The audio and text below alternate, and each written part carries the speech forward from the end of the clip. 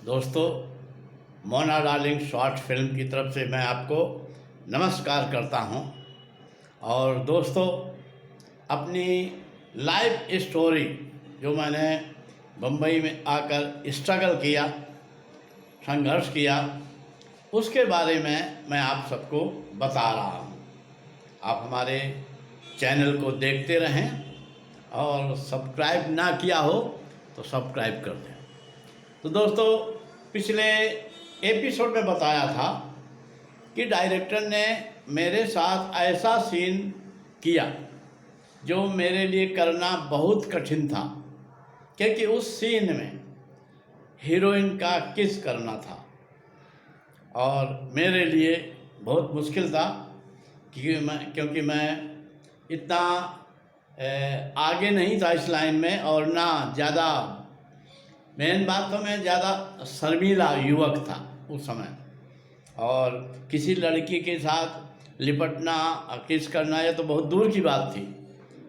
तो इस प्रकार से वो सीन मैंने किया और बड़े मुश्किल में वो सीन हो गया। सीन होने के बाद टाइम हो गया तो लंच हो गया। अब जब लंच अनाउंस हुआ तो डायरेक्टर ने अपने हीरो को फ़ोन किया और बताया कि प्रोड्यूसर हीरो बन गया है। तो वो हीरो जो था, जो डायरेक्टर साहब का लड़का था, दौड़ते दौड़ते आधे घंटे में पहुंच गया। जैसे लंच ख़त्म हुआ तो हीरो आ गया और डायरेक्टर से मिलकर जो भी कुछ बोला। थोड़ी देर के बाद डायरेक्टर ने उसको मेरे पास भेजा। मुझसे बोला, सॉरी सर, मैं लेट हो गया। मैं बोला, कोई बात नहीं, अब आप लेट हो गए हैं, आओ चाय पियो, खाना अगर बचा तो खा लो और घर जाओ। बोले, मैं तो एक्टिंग करने आया हूँ, मैं तो आपकी फिल्म का हीरो हूँ। मैं बोला, आप हमारी फिल्म के हीरो थे, अब नहीं हैं, क्योंकि आपने ही कहा था कि मैं नहीं आऊँगा, तो मैं दूसरी व्यवस्था कर लिया। अब वो डायरेक्टर के पास गया। डायरेक्टर ने उससे क्या कहा, वो दोनों मेरे पास आए और थोड़ा बहस करने लगे। डायरेक्टर बोला, आपने इनके साथ एग्रीमेंट किया है, आप इन्हें निकाल नहीं सकते हैं। मैं बोला, सर, हमने इन्हें निकाला नहीं है, इन्होंने खुद पिक्चर छोड़ी है। अब इसके गवाह आप हैं। आपने ही कहा था कि सर, अपना हीरो काम नहीं करेगा, शूटिंग पर नहीं आएगा, क्योंकि उसे हीरोइनों के साथ घूमने का मौका नहीं मिला, इसलिए वो काम नहीं करेगा। तो हमने तो नहीं भगाया, वो खुद पिक्चर छोड़कर चला गया, इसलिए मैं उसको अब हीरो नहीं लूँगा। दोनों काफ़ी बहस भी किया और मैं नया था मुंबई में, तो हमको कुछ धमकी की भाषा का भी प्रयोग किया, लेकिन मैं नॉर्मल रहा। मैं बोला, आप कुछ भी करो, लेकिन मैं आपको हीरो नहीं लूँगा। आप यहाँ से 10 मिनट के बाद, 10 मिनट के अंदर अंदर आप यहाँ से चले जाएं, मुझे डिस्टर्ब ना करें, वरना आपकी धमकी जो है नीचे रह जाएगी और मेरा काम ऐसा हो जाएगा कि आप पछताएंगे। वो हीरो तो चला गया। हीरो के जाने के बाद डायरेक्टर बड़े जोश में आया। बोले, आपने मेरे हीरो को भगाकर मेरा अपमान किया, मैं तुम्हारी पिक्चर नहीं करूँगा, मैं भी पिक्चर छोड़ता हूँ और मैं भी जा रहा हूँ, आप दूसरे डायरेक्टर को रख लो। अब डायरेक्टर जब जाने लगा तो पता नहीं मेरे दिमाग में क्या आया। मैं बोला, यार, है तो डायरेक्टर और इसके अंडर में मैं पहली बार फिल्म में सीन दिया है, तो मेरा गुरु हो गया। और हम गांव वाले, विशेषकर यूपी वाले, अपने बड़ों का बहुत आदर करते हैं, गुरुओं का बहुत आदर करते हैं। और इसी भावना से मैंने उसको कहा, सर, आप हमारे गुरु हैं, हमें आपसे कोई शिकायत नहीं है, आप मत जाइए और आप फिल्म मत छोड़िए।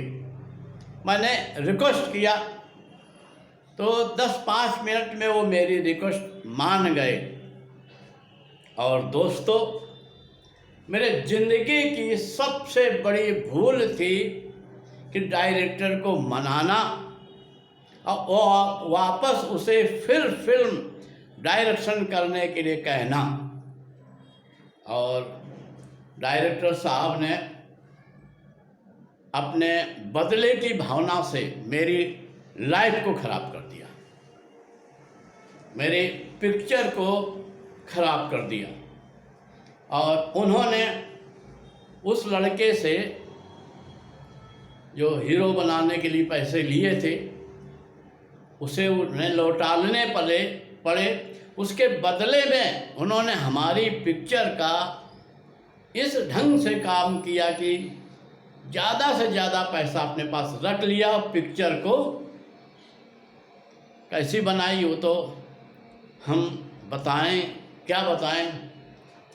लेकिन वो पिक्चर बनने में बहुत तकलीफ़ हुई और मैंने जो गलती की थी डायरेक्टर को दोबारा वापस बुलाने की, उसकी सज़ा मैंने ज़िंदगी भर उठाई।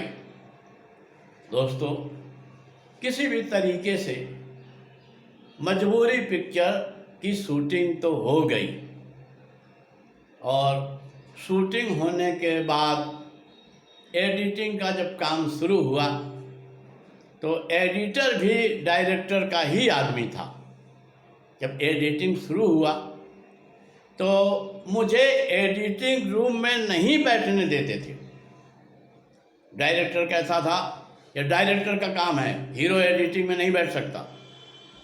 और एडिटर भी यही कहे, जब मैं जिद करूं कि मैं इधर बैठूंगा तो एडिटर एडिटिंग का काम बंद कर देता था।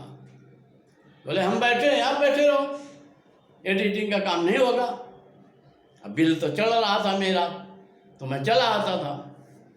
इस प्रकार से उन लोगों ने किसी भी तरीके से मेरे साथ सहयोग नहीं किया और मैं अपने वादा निभाया और मैं डायरेक्टर को पैसा देता और वो फिल्म के निर्माण में जहाँ जहाँ लगने वाला था वहाँ खर्च करता और जहाँ 10 रुपये लगने चाहिए था वहाँ 100 रुपये लेता था हमसे। इस तरीके से मजबूरी पिक्चर 4-5 लाख में उस ज़माने में बनना चाहिए था, लेकिन बनी बहुत महंगी। दोस्तों, फिर भी मैंने हिम्मत करके पिक्चर को पूरा करा दिया। एडिटिंग हो गया, मुझे नहीं आने दिया। डबिंग हो गया, मैं हीरो था तो मेरी डबिंग किसी और से कराई, मुझे नहीं बुलाया। और फर्स्ट कॉपी बन गया। और दोस्तों, जब पिक्चर का ट्रायल हुआ, ट्रायल में पिक्चर को देखकर मैं रो पड़ा।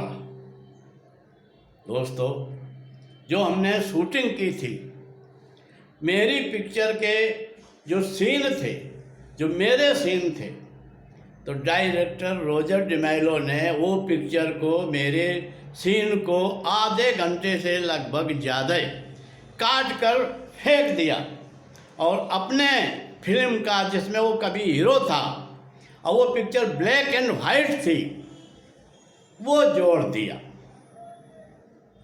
मेरे शूट की हुई पिक्चर के आधे घंटे के सीन काट कर निकाल दिया और खुद जिस पिक्चर में एक्टिंग किया था, पुरानी पिक्चर जो ब्लैक एंड वाइट थी, उसके सीन को जोड़ दिया।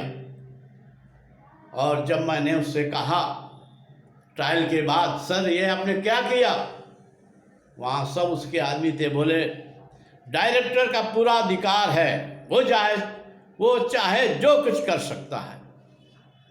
और मैं नया था, सब उसके लोग थे, मेरी मजबूरी थी मैं कुछ नहीं बोलूं। वैसे मजबूरी फिल्म का नाम भी था। खैर, किसी भी तरीके से सब कुछ शांत रहने के बाद पिक्चर को सेंसर में भेजा गया। सेंसर में काम डायरेक्टर ने ही किया, सब काम का अधिकार उसके पास था। तो पिक्चर को उसने सेंसर में भेजा और सेंसर में पहली स्क्रीनिंग में ही मजबूरी पिक्चर को बैंड कर दिया गया। और दोस्तों, बैंड होने का मतलब अब पिक्चर रिलीज नहीं होगी। रिलीज करना है तो फिर से एडिट कराइए, और कम पड़े तो शूट कराइए, तब सेंसर में भेजिए। और पिक्चर बैंड होने का कारण था कि डायरेक्टर ने 2 सीन, जिसमें से एक लड़की पूरी टॉपलेस थी, यहाँ कमर से लेकर ऊपर तक पूरे नंगी थी, उसका सीन डाल दिया, और 2-3 सीन नंगे डाल दिए। और उसको देख करके सेंसर वालों ने पिक्चर बैन कर दिया। और जब ये खबर हमको मिली, मैं डायरेक्टर से मिला, तो बोला पिक्चर रिलीज हो जाएगी, सेंसर हो जाएगा, पैसा खर्च करना पड़ेगा, बिना पैसा खर्चा किए नहीं होती। तो मैं बोला सर कितना पैसा खर्च होगा पिक्चर को सेंसर कराने में? तो बोला 50,000 लगेगा। हमसे बोला 50,000 हैं रुपये? मैं बोला सर 50,000 ही मेरे पास बचे हैं, मैं आपको ला कर देता हूँ, आप पिक्चर को सेंसर कराइए और रिलीज कराइए। मैं अपने घर आया। मैं उस समय 7 बंगले में रहता था, और director Roger D'Mello Badala east में रहते थे। झोपड़पट्टियों के बीच में उनका ये बंगला था, और वो जो खपरहेल का जो होता है उस टाइप का। मैं दूसरे दिन 50,000 रुपये लेकर रोजर डिमेलो डायरेक्टर के घर गया। बारिश का समय था, उसके घर के बाहर बहुत पानी भरा था, कमर तक भीग कर पानी में भीगते हुए मझाते हुए गया, और मैं पूरे 50,000 की गड्डी उसको दी, और मैं कहा सर अब मेरे पास कोई पैसा नहीं है, पिक्चर को सेंसर करा दीजिए, रिलीज करा दीजिए। डायरेक्टर ने गड्डी लेने के बाद मुझसे बोला, उसके परिवार के सब लोग थे, उसने मुझसे कहा कानपुर जाने का रेलवे टिकट कितने का आता है? तो उस ज़माने में 85 में रेलवे का टिकट जनरल 95 का आता था, 95 रुपये का। मैंने कहा सर 95 का टिकट आता है। रोजर डिमेलो ने वही 50,000 की गड्डी से एक 100 का नोट मुझे देते हुए बोला, लो 100 रुपये, कानपुर वापस चले जाओ, तुम हीरो नहीं बन पाओगे। और दोस्तों, आप समझ सकते हैं उस समय मेरे ऊपर क्या बीती। मैं नया था, अकेला था, परेशान था, मैं बहुत परेशान और टेंशन में मैं घर आया 7 बंगला में। दोस्तों, 7 दिन तक मैं सो नहीं सका, अपने रूम में भटकता था रात में, दिन में कभी समुद्र के किनारे, कभी इधर उधर भटकता था, ना नींद आता था, न चैन आता था, और ये सोचता था अब मेरा क्या होगा, मैं कहाँ जाऊँ, मैं क्या करूँ। और दोस्तों, मैं इतना परेशान था, मैं बता नहीं सकता हूँ जो मेरी परेशानी थी, क्योंकि मेरे लिए सभी रास्ते बंद दिखाई दे रहे थे। और 7 दिन 7 रात किस परेशानी से मैंने काटी, जो आज भी मुझे जब याद आता है तो मुझे आज भी तड़प आ जाती है। तो दोस्तों, आज इस एपिसोड में मैं अपनी लाइफ स्टोरी की यहीं तक बात करता हूँ, यहीं समाप्त करता हूँ, और अगले एपिसोड में इससे आगे की बात आपसे बताऊंगा। दोस्तों, मैं हरिनाम सिंह, मैं हीरो बनने आया था, लेकिन मैं प्रोड्यूसर, डायरेक्टर, राइटर बन गया। आप हमारे चैनल को देखते रहें। सब्सक्राइब ना किया हो तो सब्सक्राइब कर दें और लाइक करें। नमस्कार।